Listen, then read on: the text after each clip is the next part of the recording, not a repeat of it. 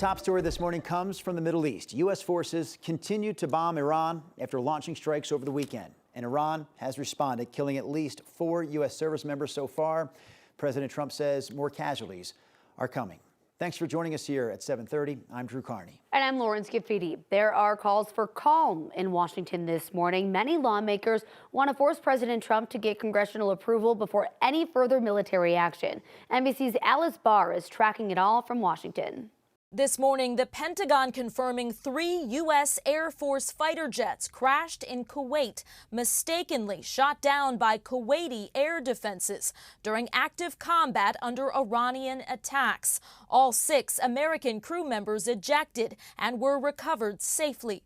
It comes amid growing violence in the Middle East, with Israel and Iranian-backed Hezbollah fighters in Lebanon exchanging fire, following this weekend's U.S.-Israeli strikes on Iran.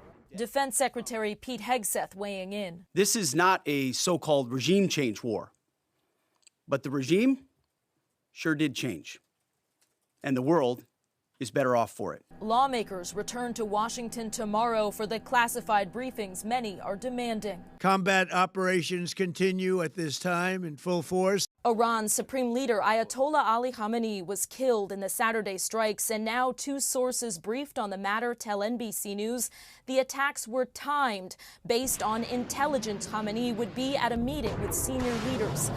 As Iran strikes back, now 4 American service members are confirmed killed in action.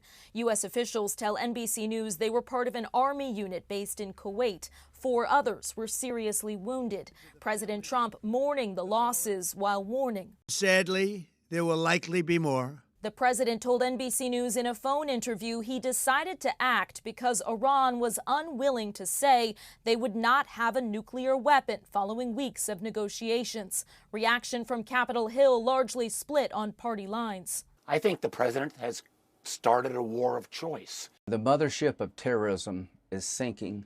Across this country, Iranian Americans hoping for freedom while protesters fear a spreading conflict. In Washington, Alice Barr, NBC News.